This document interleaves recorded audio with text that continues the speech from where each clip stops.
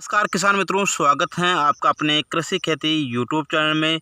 किसान साथियों, आज हम बात करेंगे कलौंजी की फसल में जो जड़ गलन या तना गलन रोग लग रहा है या बहुत सारे किसानों की समस्या उत्पन्न हो रही है कि उनकी कलौंजी की फूल में जो फूल आ रहे हैं वो ऊपर से सूख रहे हैं। आदि बातों पर आज के इस वीडियो में हम बात करेंगे। किसान साथियों, कलौंजी की फसल में जड़ गलन या तना गलन जैसी बीमारियां फंगस के द्वारा उत्पन्न होती हैं। तो साथियों, आज हम जानेंगे कि कलौंजी की फसल के लिए कौन सा फंगिसाइड बेस्ट रहता है। तो साथियों, सबसे पहले हम बात करते हैं हम जो सिजेंटा का अमिस्टार टॉप आता है, ये एक सिस्टमेटिक फंगिसाइड है। आप इसका काम में ले सकते हैं। साथियों, इस अमिस्टार में एजोस्ट्रोबिन जो कि 18.2% आता है, इसके अलावा डाइफेनोकोनाजोल 11.4% आता है। इसको हम 25 ml प्रति टैंकी में मिला करके काम में ले सकते हैं। इसके अलावा साथियों, आप धानुका का जो कोनिका आता है उसमें कसागोमाइसिन 5% और कॉपर ऑक्सीक्लोराइड आता है 45% WP। साथियों, इसमें जो कसागोमाइसिन आता है वह सिस्टमेटिक फंगिसाइड होता है और कॉपर ऑक्सीक्लोराइड जो कि 45% WP में आता है वह एक कॉन्टैक्ट फंगिसाइड है।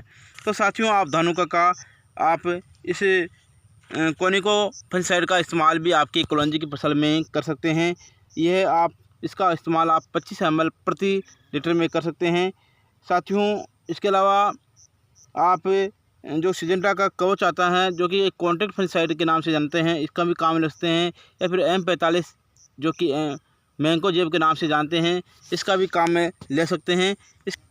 इसके अलावा साथियों, आप रोको जिसमें थाइफेनोनाइट मिथाइल 70% WP आता है, ये एक सिस्टमेटिक फंगिसाइड होता है। इसका इस्तेमाल भी आप अपनी कलौंजी की फसल में जड़ गलन, तना गलन या फूल सूखने की समस्या आ रही है उसमें कर सकते हैं। साथियों, इन फंगिसाइड के साथ आप जो आप इस्तेमाल कर सकते हैं प्रोपिनोफॉस जो कि एक सिस्टमेटिक फंगिसाइड है, इसका इस्तेमाल कर सकते हैं।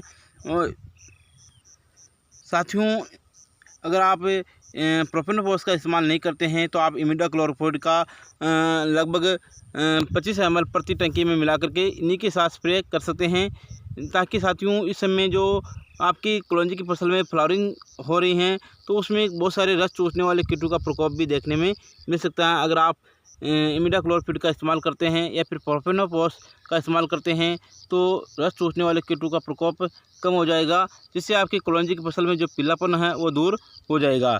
इसके अलावा साथियों, जब आपकी कलौंजी की फसल में डोडिया बन जाए, जैसे कि इस समय देखने में मिल रही हैं डोडिया बन चुकी हैं, तो आप NPK 05234 का स्प्रे कर सकते हैं 50 ग्राम प्रति टंकी में मिलाकर। साथियों, अगर आपकी कलौंजी की फसल में इन रोगों को डिजीज़ का प्रकोप ज़्यादा है तो आप धानुका की कोनिका के साथ आप इसके साथ आप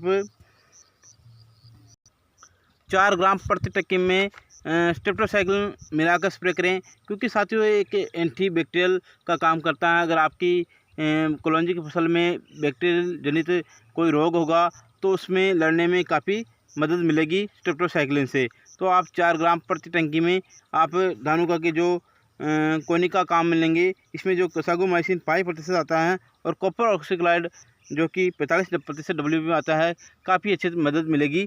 तो साथियों, आप कलौंजी की फसल में इन फंगिसाइड का इस्तेमाल करके आपकी कलौंजी की फसल में अच्छी पैदावार ले सकते हैं। इसके अलावा साथियों, अगर आपकी कलौंजी की फसल में कोई समस्या है तो आप हमें कमेंट के माध्यम से बता सकते हैं।